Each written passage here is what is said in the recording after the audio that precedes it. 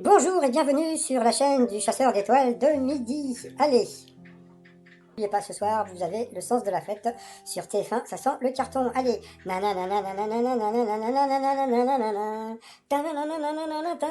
bon, c'est la musique des 12 coups de midi. Hein. Bon, Jean-Luc Reichmann, bon, voilà, c'était le dernier jour des pièces jaunes, donc combien va-t-il donner ce soir en fin d'émission? Bah, on verra bien.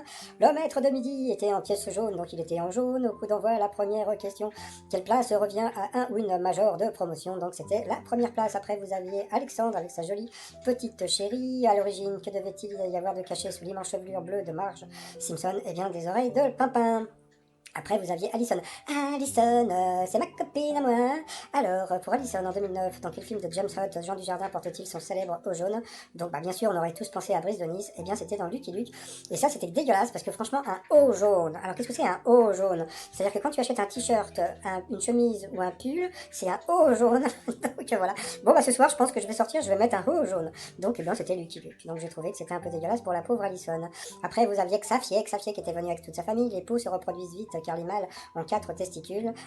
Et pour se les gratter, je vous dis pas, heureusement qu'ils ont 12 doigts. Donc voilà, donc c'était vrai. Ensuite, en 1790, qui a débarqué sur l'île Pitcairn au beau milieu du Pacifique et n'a jamais reparti. Donc c'était les révoltés du Bounty. Pourquoi nous trouvons-nous en général plus moches en photo que dans le miroir? À cause du reflet du miroir inversé. C'était intéressant comme question au Japon. En quoi consiste l'art appelé Tameshigari? Eh bien, c'était de tester les sabres. Sur cette question, Allison est passée au rouge. Qui dit rouge du duel? Elle a pris Alexandre en duel, qui a eu une question tordue, qui a fait le coureur cycliste Langastron avant qu'on lui retire ses titres pour cause de dopage. Eh bien, il avait gagné cette fois le Tour de France, donc bon, c'est vrai qu'il aurait pu faire plein d'autres choses. Donc ensuite, eh bien, Alexandre, Pruno et Xavier sont retrouvés au coup par coup, et puis d'abord c'est Xavier qui est passé à l'orange, après ça a été Pruno, après ça a été Alexandre, et Xavier de passer à l'orange donc au rouge, qui dit rouge du duel.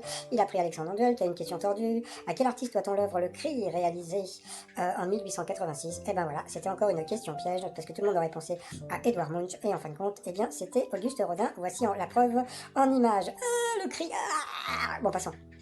Ensuite, Xavier Pruno. Ah, maintenant, je vais l'appeler Pruno.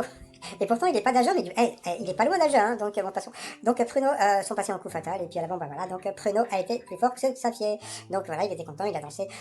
Jump, bon, passons. Bon, voilà, ensuite, par rapport au coup de maître, dans quel sport Laurent Fignon